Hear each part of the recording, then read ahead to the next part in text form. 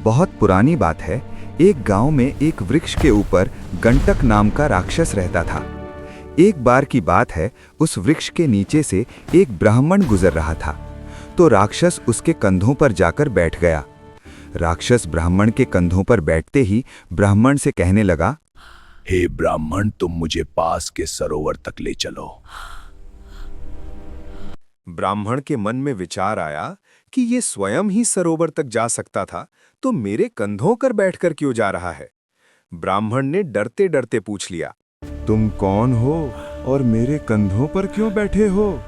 मैं एक राक्षस हूँ और मेरा नाम गंटक है, और तुम मुझे सरोवर तक ले चलो, नहीं तो मैं तुम्हें खा जाऊंगा। तुम खुद ही सरोवर तक क्यों नहीं चले जाते?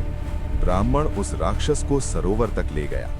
जैसे ही दोनों सरोवर के पास पहुंचे, राक्षस ब्राह्मण से बोला, अरे ब्राह्मण, जब तक मैं इस सरोवर से नहाकर ना आ जाऊं तब तक तुम कहीं मत जाना, नहीं तो मैं तुम्हें जीवित नहीं छोड़ूंगा।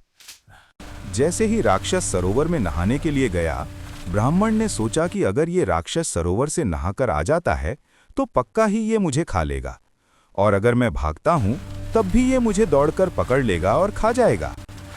तभी ब्राह्मण को एक बात की याद आई, जो उसने बातों ही बातों में राक्षस से पूछ ली थी कि राक्षस ने तो गीले पैर जमीन पर नहीं रखने की कसम खाई है। बस क्या था, ब्राह्मण ने उस स्थान से दौड़ लगा दी और राक्षस उसे देखता ही रह गया, क्योंकि उसके पैर सरोवर में गीले हो गए थे और वो गीले पैर जमीन पर नहीं रख सकता था।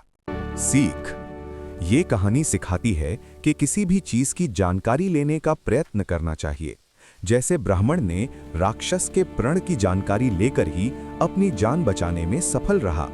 दोस्तों, अगर आपको कहानी पसंद आई है तो एक लाइक तो जरूर करें।